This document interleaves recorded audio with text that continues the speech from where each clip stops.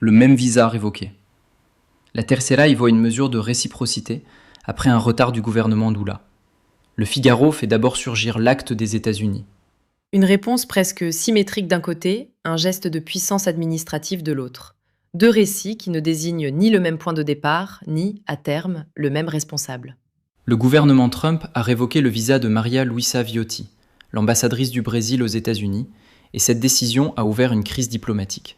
Notre question, Jean, dans quelle mesure les médias brésiliens, américains et internationaux racontent-ils cette révocation comme une mesure administrative ou comme une escalade diplomatique? Et font-ils porter la responsabilité sur Trump ou sur Lula? Il faudra regarder de très près un mot qui donne déjà une cause et une logique à l'événement. Et attend de voir comment la bataille des responsabilités se construit ensuite, cadrage après cadrage. Avec, dans le carnet de la rédaction, une limite de méthode qui explique pourquoi nous avons retenu cet angle précis. Le premier récit commence avant la révocation. La Tercera relie la décision du gouvernement Trump au retard pris par le gouvernement de Luiz Inácio Lula da Silva dans une approbation formelle. Et le média chilien emploie le terme « mesure de réciprocité ». Ce choix transforme la chronologie en relation de cause à effet. Le Brésil tarde, les États-Unis répondent. L'acte américain reste central, mais il est présenté comme la seconde étape d'un échange diplomatique. Le Figaro ouvre autrement. La formule est nette. Les États-Unis ont révoqué le visa de l'ambassadrice du Brésil à Washington. Le lecteur rencontre donc d'abord la décision américaine, avant le refus du gouvernement brésilien mentionné ensuite. C'est là que les deux cadrages se séparent. La Tercera installe une réponse à un retard attribué au gouvernement Lula. Le Figaro met d'abord en scène l'action des États-Unis, puis son contexte diplomatique. Ouais, les faits racontés restent pourtant compatibles. Je ne suis pas sûr qu'on puisse parler de récits opposés simplement parce que l'ordre des informations change. Pas opposé sur l'existence de la révocation, mais l'ordre donne au public une porte d'entrée différente. Chez la Tercera, la logique de réciprocité invite à chercher ce qui a précédé la décision. Chez le Figaro, l'acte américain arrive en premier et prend immédiatement le poids du geste initial. Donc le mot réciprocité fait davantage que décrire une procédure. Dans le cadrage de la Tercera, il distribue déjà les rôles. Washington réagit, tandis que le retard du gouvernement Lula devient l'élément déclencheur. Exactement. Le cadrage du Figaro ne gomme pas le contexte brésilien, mais il le place après la décision américaine. À l'oreille, ça change la question spontanée. Pourquoi Trump répond-il dans le premier récit? Pourquoi les États-Unis révoquent-ils ce visa dans le second? Et cette différence d'ouverture prépare tout le reste. Si l'événement commence par une réponse, la responsabilité remonte vers Brasilia. S'il commence par l'acte de Washington, le regard se fixe d'abord sur le gouvernement Trump. Et ce regard se joue dans un mot, réciprocité. Clarine présente l'annulation du visa de Maria Luisa Viotti comme une mesure de réciprocité. Le geste américain entre alors dans une chaîne de réponses au lieu d'apparaître seul. La Tercera construit une mécanique proche, mais la détaille davantage. Le gouvernement Trump décide d'annuler le visa après le retard que le journal attribue au gouvernement de Luiz Inácio Lula da Silva. Et c'est là que l'ordre du récit compte. La Tercera met en avant une décision de Trump reliée au retard brésilien. Le Figaro ouvre sur la révocation opérée par les États-Unis avant d'évoquer le refus du gouvernement brésilien. Ouais, parler de réciprocité peut sonner presque automatique, comme si chacun appliquait la même règle. Or, Clarine choisit quand même de commencer par l'annonce américaine visant l'ambassadrice à Washington. Exactement, Jean. Expliquer qu'un acte répond à un autre ne le rend pas neutre. Ce cadrage déplace surtout la responsabilité narrative. On regarde moins la décision isolée que l'action qui l'aurait déclenchée. Donc 3 ouvertures proches, mais pas identiques. Clarine retient l'annonce et la réciprocité. La Tercera développe la chaîne entre Trump et Lula, tandis que le Figaro fixe d'abord le regard sur l'acte des États-Unis. Et ce choix du premier responsable ouvre une bataille plus nette. Le Figaro et Clarín placent d'abord l'acte américain au premier plan.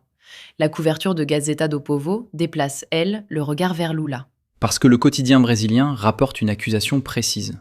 Flávio Bolsonaro présente Viotti comme une victime de l'incompétence et du ressentiment de Lula, et souligne au passage le caractère inédit de la décision. Oui, le Figaro et Clarín décrivent la décision prise par les États-Unis.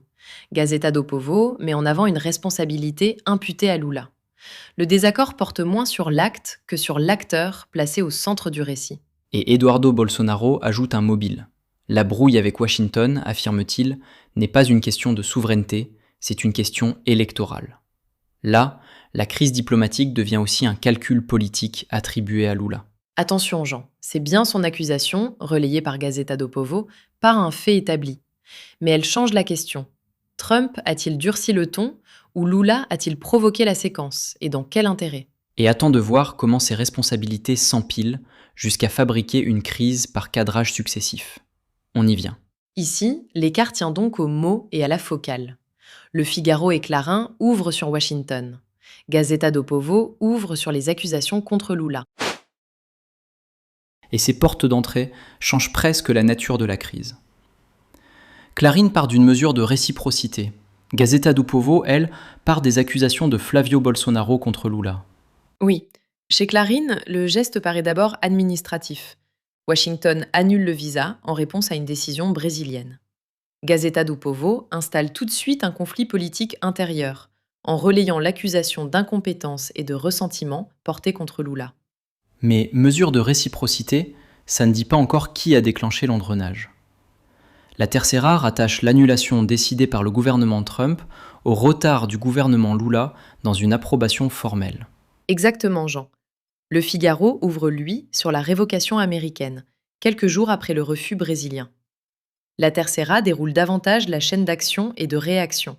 Décision de Trump, puis justification par le comportement du gouvernement brésilien. Et côté brésilien, Gazzetta do Povo ajoute une autre responsabilité. Eduardo Bolsonaro présente la brouille avec Washington comme une affaire électorale, pas comme une question de souveraineté. Voilà pourquoi l'objet reste instable. Procédure chez Clarín, révocation conflictuelle à l'ouverture du Figaro, enchaînement réciproque dans la Tercera, faute partisane chez Gazzetta do Povo. L'intensité de la crise dépend aussi du point où chaque récit choisit de commencer. Ouvrons le carnet, Léa. La rédaction n'a pas traité chaque mot différent comme une divergence. Elle a regardé si le vocabulaire changeait l'ordre des causes et la responsabilité. Exactement. Le terme réciprocité transforme la révocation en réponse à une action antérieure. Clarín reprend ce cadre procédural. La Tercera précise que la décision américaine suit le retard du gouvernement Lula dans une approbation formelle. Le choix des mots produit donc une chaîne diplomatique. Mais l'ordre du récit pèse aussi. En commençant par la révocation décidée par les États-Unis, le Figaro place d'abord Washington dans le champ. Commencer par le retard brésilien aurait installé une logique de réaction. C'est pour cela que nous avons comparé le point de départ des articles, pas seulement leur qualification. Une mesure peut paraître administrative quand la procédure domine, ou prendre la forme d'une escalade diplomatique quand le récit privilégie la rupture entre les deux gouvernements. Et au Brésil, le centre se déplace encore. Gazzetta do Povo relaie Flavio Bolsonaro, qui attribue le sort de Maria Luisa Viotti à Lula. La révocation devient aussi un argument de politique intérieure. Avec une limite assumée. Notre lecture porte sur 20 articles de 16 médias. Elle permet de comparer les cadrages retenus, pas de résumer toute la couverture mondiale. Notre prudence consiste donc à montrer qui place Trump, Lula, l'ambassadrice, ou la relation bilatérale au centre, sans décider quel récit dit le dernier mot. Cette limite posée, regardons la mécanique. Un même acte, mais 3 portes d'entrée. Dans 20 articles issus de 16 médias, ce qui varie d'abord, c'est l'élément placé au début du récit. Le Figaro ouvre sur les États-Unis qui révoquent le visa de l'ambassadrice du Brésil à Washington. L'auteur immédiat de la décision occupe donc le premier plan. La Tercera et Clarín ajoutent une autre charnière. Elle présente l'annulation comme une mesure de réciprocité. La révocation n'est plus racontée seule, elle devient une réponse dans une suite d'actions. Et la Tercera précise cette chaîne. Le gouvernement Trump aurait réagi après un retard attribué au gouvernement de Lula. La responsabilité se répartit alors entre celui qui révoque et celui dont l'action est présentée comme le déclencheur. Exactement. Ces rédactions ne nient pas forcément les mêmes éléments, elles les ordonnent autrement. Le Figaro privilégie l'acte accompli, tandis que la Tercera et Clarín mettent davantage en avant sa justification comme riposte. Mais côté brésilien, Gazzetta do Povo déplace encore le centre. Le journal relaie Flavio Bolsonaro, qui qualifie Viotti de victime de l'incompétence et du ressentiment de Lula, puis Eduardo Bolsonaro, qui présente la brouille comme électorale plutôt que liée à la souveraineté. Le prisme devient celui de la compétition politique intérieure. L'ambassadrice sert de point d'entrée à une accusation contre Lula. Ce cadrage appartient aux responsables cités et au choix du journal de leur donner cette place. Donc la fabrique de l'information se joue aussi dans l'ordre du récit. Décision américaine, réaction réciproque ou conflit brésilien. Le fait demeure, mais le premier plan change la question que le lecteur se pose. Et notre échantillon permet précisément de voir cette hiérarchie. Qui agit, qui répond, et à qui chaque récit attribue le poids politique de la crise. Alors, jusqu'où la révocation du visa de l'ambassadrice du Brésil est-elle une mesure administrative ou une escalade diplomatique? Et surtout, qui porte la responsabilité politique de la crise? Donald Trump ou Lula? La presse américaine place d'abord la décision de Washington au centre.